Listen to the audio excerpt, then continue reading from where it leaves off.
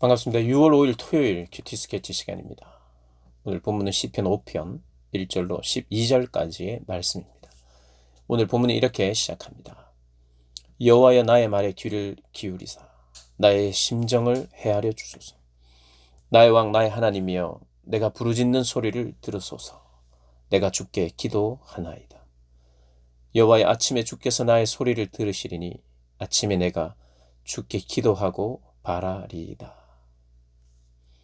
오늘 본문은 또 다윗이 쓴 시입니다. 정확한 시를 썼을 때 상황을 알지는 못합니다만은 우리가 유추해 볼 수 있는 내용이 있습니다. 이 악인들의 거짓과 속임이 있었어요. 그래서 모함을 당한 그런 경험이 있는 그리고 폭력의 위협을 받고 있는 상황. 그렇다면 아마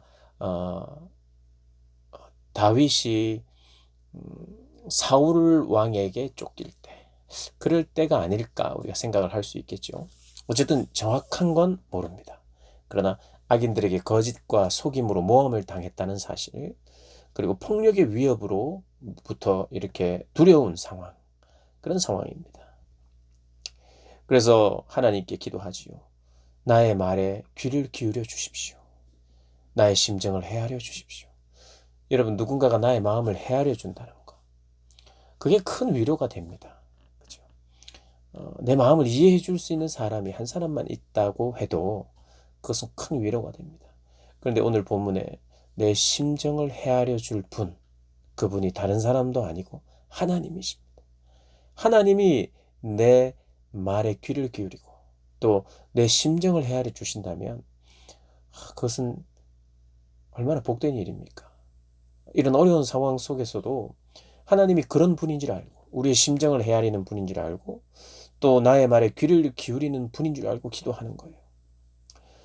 나의 왕, 나의 하나님이여, 내가 부르짖는 소리를 들으소서. 내가 기도합니다. 이렇게 이야기하죠. 그러면서 주님이 어떤 분이신지, 주님이 어떤 것을 싫어하시는지를 이야기하고 있어요. 4절부터 보니까 주는 죄악을 기뻐하는 신이 아니시고 악이 주와 함께 머물지 못하며 오만한 자들이 주의 목전에 서지 못하고 주는 모든 행악자를 미워하고 거짓말하는 자를 멸망시키고 피 흘리기를 즐겨하는 자 속이는 자를 싫어한다. 이렇게 말씀하십니다. 우리 하나님은요, 결국 이 죄인들과 함께 할 수가 없습니다. 죄인의 죄가 해결되어야만 함께 할 수 있어요. 그러니까 죄인을 너무 싫어하십니다. 죄인과 함께 할 수 없어요. 죄인과 함께 하면 죄인이 죽습니다. 그래서 제사가 필요한 거죠. 생명의 피가 필요했던 거예요. 하나님의 진노가 짐승의 생명에게 가해졌고 하나님의 진노가 예수 그리스도의 가해짐으로 말미암아 죄인이 의인의 옷을 입게 되니 하나님과 함께 할 수 있는 거예요. 그래서 죄인은 도무지 하나님과 함께 할 수가 없습니다. 이런 자들과 함께 할 수가 없어요. 그래서 반드시 이 죄가 처리가 돼야 돼요. 죄를 아예 안 짓든지, 죄값을 다 치르든지, 죄를 아예 안 지을 수가 없죠. 모든 인생이 죄를 지었기 때문에. 그러니까 그리스도의 은혜가 필요합니다.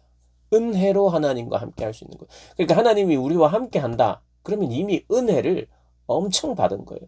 가장 큰 은혜를 받은 거죠. 우리가 감히 하나님께 기도할 수 있는 것, 함께 해달라고 기도하는 이 자체가 사실은 나와 함께 하면 나는 죽어요. 근데 우리가 함께 해달라고 기도할 수 있는 이유는 그리스도 때문이에요. 그리스도도 모르는데 하나님이 함께 해달라고 하면 그 하나님이 어떤 분인지 몰라서 자꾸 함께 해달라고 하는 거예요. 그러니까 성경이 말한 하나님을 모르는 사람들은 하나님 나와 함께 해주세요. 저와 함께 해주세요. 이 모르고 기도하는 거예요. 그게 물론 무슨 의미인지는 알죠. 절대자에 대한 어떤 도움을 요청하는 그런 기도. 비록 예수를 모르고 비록 이 종교에 대한 진리에 대한 교리를 잘 몰라도 그렇게 기도할 때 하나님 이해하시지만 성경을 알고 보니까 하나님을 알고 보니까 하나님은 결코 죄인과 함께 할 수 없고 죄악을 가까이 할 수 없는 분이다. 싫어하고 미워하고 그리고 심판밖에 없어요. 그리고 9절에 보면 그들의 입에 신실함이 없고 그들의 심중에 악하고 그들의 목구멍은 열린 무덤 같고 그들의 혀는 아첨하나이다. 악인들이 그렇다는 거예요. 입에 말과 관계된 이야기가 다 나옵니다. 언어적 특징이에요. 입에 신실함이 없어요. 약속을 지킬지도 못하는 책임질 수 없는 말들을 하는. 심중이 악해요. 아첨해요. 이게 죄인의 특징입니다. 그러니까 어쩌면 이런 모습들이 하나님께 기도하는 우리에게 해결돼야 될 부분이고 하나님이 이걸 미워하신다고 고백했잖아요. 이 모습이 내 안에 있다면 이게 회개해야 될 기도의 제목입니다. 나도 혹시 아첨하진 않는가? 내 입에 신실함이 없지는 않는가? 내 목구멍이 열린 무덤 같지는 않는가? 나는 죄악을 기뻐하는 것은 아닌가? 거짓말하는 그런 사람은 아닌가? 피 흘리기를 즐기고 속이는 일은 하지 않는가? 그러니 이 지금 기도하는 자, 이 다윗, 이 시인이 대적자들을 하나님 물리쳐 달라고 그들과 하나님이 함께 하실 수 없듯이 기도하는 자신의 모습 또한 돌아보게 되겠죠. 이런 상황 속에서. 대적에게 압박을 당하는 이때에 하나님을 바라보고 나를 보고 대적자들을 보는 거예요.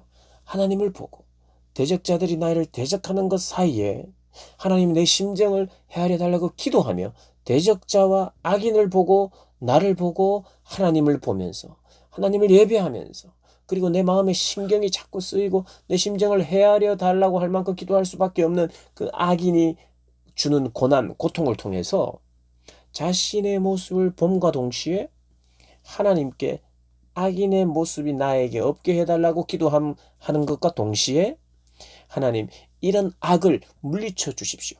저에게 그런 악이 있어도 물리쳐 주시고 악인들의 악도 물리쳐 주십시오.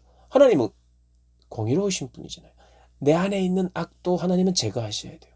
그러니까 이 고난이라는 시간을 통해서 대적자들을 통해서 대적자의 모습을 그대로 보면서 내가 느끼는 그러한 느낌을 가지고 나 자신을 돌아보고 대적자를 통해서 고난을 통해서 나의 부족과 연약도 나의 말의 어떠함도 진실함 없음도 그리고 나의 오만함도 나의 내가 사랑하는 죄도 보게 되면서 회개하게 되죠. 회개해야 돼요. 죄가 처리되지 않으면 하나님과 동행할 수 없고 하나님께 기도도 할 수 없어요. 그래서 의인만 예배할 수 있어요. 의인만. 예배자는 의인이어야 됩니다. 죄를 가지고는 예배가 안 돼요. 그래서 회개가 필요하죠. 그래서 이런 고난은 나로 하여금 회개하게 하고 의로운 삶이 무엇인가를 자꾸 추구하게 돼요. 그게 뭐냐면 의로운 삶이란 하나님을 추구하게 되는 거죠. 여러분, 의로운 기도는요, 나로 하여금 의로운 삶을 살게 합니다. 그러니까 내가 추구하는 삶과 내가 하는 기도가 같게 돼 있어요. 지금 어떤 기도를 합니까? 하나님, 내가 의로운 삶을 살기를 원합니다. 저 악한 자들의 죄를 제거해 주십시오. 저를 보호해 주십시오. 저도 저런 악한 자의 모습을 가지지 않도록 해주세요. 기도하고 회개하면서 이 고난과 이 압박 속에서 자기의 부족함을 발견함과 동시에 의로운 삶을 추구하는 거예요. 그래서 이런 어떤 굉장한 고난 속에서 대부분의 사람들은 성화가 됩니다. 왜 성화가 되냐 하면 대적자를 보고 나를 보고 하나님을 보면서 대적자의 모습을 통해서 나의 연약한 것, 죄악도 거울처럼 보게 되고 그리고 나의 아픔을 하나님께 토로하면서 하나님이 제 마음을 만져주시고 저들을 제거해달라고 기도하고 또 동시에 타산지석을 삼는 거예요. 저런 악인들의 삶을 살지 않고 대조적으로 하나님이 기뻐하시는 삶을 내가 살겠습니다. 그래서 의로운 삶을 계속해서 살아나가는 거예요. 내 죄를 회개함과 동시에 의로움을 추구하는 거예요. 여러분, 내 죄를 자꾸 회개하는 것, 그리고 의로운 삶을 자꾸 바라보게 되는 것, 이게요, 바로 하나님이 가장 기뻐하시는 모습입니다. 하나님이 가장 바라시는 모습이에요. 하나님을 더욱 추구하고 하나님의 뜻을, 의로운 삶을 더욱 추구하는 게 하나님이 가장 기뻐하시는 거예요. 그것은 어떻게 일어나느냐? 자꾸 회개함으로 말미암아. 그러니까 이 고난이 아니면 어쩌면 회개할 수 없었던 부분들, 이 고난이 아니면 악인들의 삶을 보며 타산지석 삼으며 하나님 앞에 의로운 삶을 추구하지 않을 수도 있는데, 그것을 보면서 추구하는 거예요. 그래서 악인을 만날 때 악인을 욕만 하고, 왜 나에게 이런 힘든 것만 있고, 언제 하나님이 나를 이제 도와주셔서 이런 어려움에서 건져내실까만 생각하면요, 이 고난이 아주 쓸모없는 것만 돼요. 내 인생에 있어서 가장 없어야 되는 것이 고난이에요. 그러나 하나님은 대부분의 경우 고난을 통해서 나를 더 깊이 회개하게 하고 더 의로운 삶을 살게 하는 거예요. 나는 저들처럼 살지 않겠습니다. 저들처럼 살지 않고 내 자리를 지키겠습니다. 의인의 자리를 지키겠습니다. 욥의 아내가 그 의인의 자리, 네가 지키고 있는 예배의 자리, 경배의 자리에서 떠나라. 그 자리에서 하나님을 욕하고 떠나라라고 말해요. 대부분의 사람들이 그러고 싶어해요. 고난이 길어지면, 감당할 수 없는 고난 속에서 나를 바라보고 여전히 예배자의 자리를 지키고 의인의 삶을 지켜야 하는데 그렇게 하지 못하게 한탄하고 욕하고 나도 죄인의 삶을 살아버리고, 여러분 그렇습니다. 그래서 고난을 당할 때 그냥 이게 이런 거 있잖아요. 왜 하나님한테 데모한다는 식으로, 하나님 좋습니다, 그럼 하나님이 싫어하는 죄를 더 짓겠습니다. 그런 말도 안 되는 그런 상황, 그런 상황이 되어버리는 거예요. 그래서 이 고난은요, 나로 하여금 더 의로운 삶을 더 분명하게 보는 거예요. 악인의 삶과 정반대의 대조적인 삶을 내가 더 분명하게 보게 되고, 나를 더 돌아보며 회개하게 되고, 주님께 자꾸 주님께 더욱더 피하게 되고, 주님만이 나의 피난처이십니다. 저는 주님을 예배하겠습니다. 죄인들은 자기계에 빠져서 넘어질 것입니다. 그런데 나는 주의 사랑을 힘입어서 주의 집에 들어가 주를 경외함으로 성전을 향하여 예배할 것입니다. 주님이 나를 인도하실 것입니다. 주의 길을 내 목전에서 곱게 하여 주옵소서라고 기도하는 거예요. 그래서 우리가 여호와께 피해야 합니다. 여호와께 피하는 것이 뭐냐? 계속해서 의로운 삶을 지키는 자리. 그게 여호와께 피하는 거예요. 뭐 비를 어디를 피해야 되는데 하나님이 내 우산이셔 하고 싹 가는 그런 게 아니고, 뭐 그런 것도 일면 뭐 그런 보호도 보호죠. 그런데 내가 정말 여호와께 피합니다라는 것은 뭐냐 하면, 내가 이 의인의 자리, 예배의 자리를 지키겠습니다. 왜요? 그 예배의 자리가 하나님의 통치가 있잖아요. 여기 보면 저는 주의 성전을 향하여 주의 집에 들어가. 주의 집에 들어가. 무슨 뭐하러 지금 집에 들어갑니까? 비 피하러, 아이고 이제 여기는 비 안 온다, 이것 때문에 들어갑니까? 아니죠. 집에 가서 여호와의 집에서 여호와를 예배합니다.